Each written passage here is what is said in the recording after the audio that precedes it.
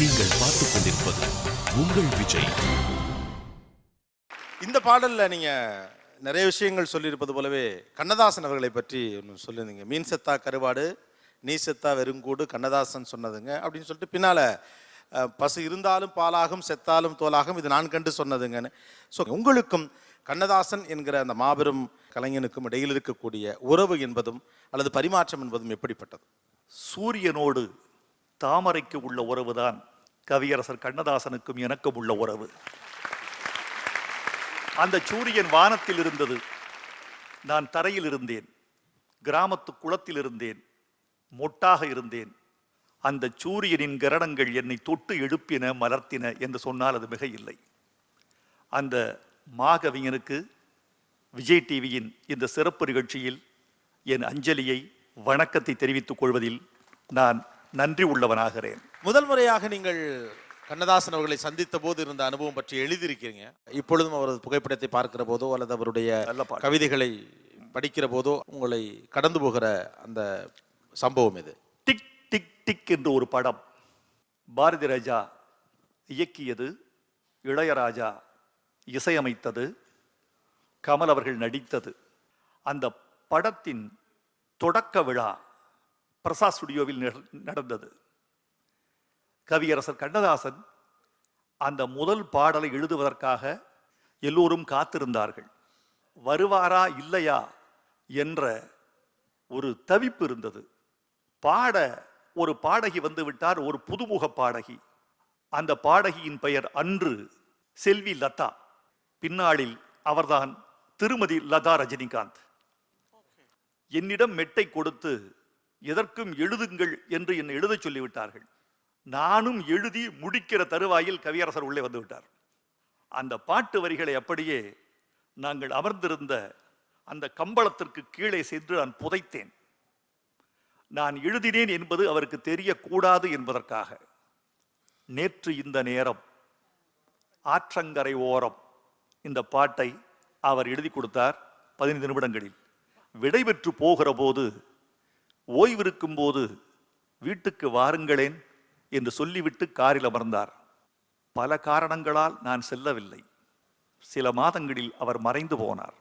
இப்போது அவர் எழுதிய ஒரு பாட்டு வானொலியில், தொலைக்காட்சியில் வருகிற போதெல்லாம் நான் அழுவேன். என்ன நினைத்து என்னை அழைத்தாயோ, ஏன் இந்த கோலத்தை கொடுத்தாயோ. அவர் படத்தை பார்க்கிற போதும் இந்த பாடலை கேட்கிற போதும் மனசு கலங்கித்தான் தெளிகிறது. இது என்னால் மறக்க முடியாத ஒரு நிகழ்வு. வாழ்க்கையில் எது எப்போது நேரும் என்று யாருக்கும் தெரியாது. எல்லோரிடமும் எப்போதும் அன்பு செலுத்திக் கொண்டே இருப்போம்.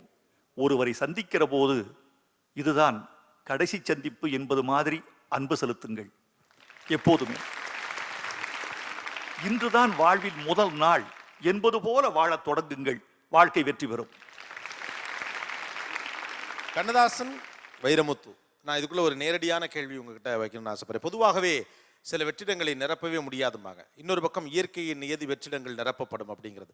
கண்ணதாசன் அவர்களுடைய மறைவுக்கு பிறகான வெற்றிடம் நிரப்பப்பட்டு விட்டதாக நினைக்கிறீர்களா, இல்லை அது நிரம்பி கொண்டிருக்கிறது என்று நினைக்கிறீர்களா, அது நிரப்பவே முடியாதது என்று நினைக்கிறீர்களா? கவியரசர் கண்ணதாசன் இடத்தை அவர் பிறந்து வந்துதான் நிரப்ப முடியுமே தவிர இன்னொரு கவிஞர் நிரப்ப முடியும் என்று நான் நினைக்கவே இல்லை. நன்றி, தேங்க்யூ, தேங்க்ஸ் அ லாட். இது ரொம்ப கவனிக்கப்பட வேண்டிய ஒரு கலைஞன்னு சொல்லலாம். ரொம்ப நெருக்கடியான பின்புலத்திலிருந்து வந்து பல்வேறு தடைகளை, ஒரு கலைஞன் சந்திக்க வேண்டிய எல்லா தடைகளையும் சந்தித்து இந்த இடத்துக்கு வந்து நின்றுருக்கார். உங்களை பார்க்கிற போது ஒரு கூடுதல் உற்சாகம் இயல்பாகவே இவருக்கு வருவது ரொம்ப நியாயமான விஷயமும் கூட. எந்த ஒரு கலைஞன் தன் வாழ்வின் அடி நாட்களில் துயரங்களை தாண்டி வந்தானோ அவன்தான் நிலை வருகிறான். இது இவருக்கு மட்டுமல்ல. ஒரு பெரிய பாடகர் தனக்கு பாடுவதற்கு வாய்ப்பு வேண்டும் என்று கோவைக்கு சென்றார். சென்ட்ரல் ஸ்டுடியோ என்று சொல்லக்கூடிய பழைய பட நிறுவனத்தை சென்று அணுகினார். ஒரு இயக்குனரை சந்திக்க வேண்டும், அன்று முன்னிலையில் இருந்த இயக்குனரை சந்திக்க வேண்டும். சந்திக்க முடியவில்லை. அந்த இயக்குனரின் மனைவியை சென்று சந்தித்தார். நான் பாடுவேன் என்று சொன்னார். அந்த அம்மையார் நம்பவில்லை. அந்த அம்மையாருக்கு உதவி பணிகள் செய்ய ஆரம்பித்தார். அவர் எழுதியிருக்கிற தகவலை சொல்லுகிறேன். அந்த அம்மையார் என்னை காய்கறி கடைக்கு அனுப்புவார். வாங்கி வருவேன். வீட்டில் அந்த அம்மையாருக்கு மாவரைத்து கொடுப்பேன். இப்படி அந்த அம்மையாரின் மனதில் இடம்பெற்று பிறகு இயக்குனரை சந்தித்து நான் முதல் பாட்டு பாடுவதற்கான வாய்ப்பை பெற்றேன் என்று எழுதியிருப்பவர் யார் தெரியுமா?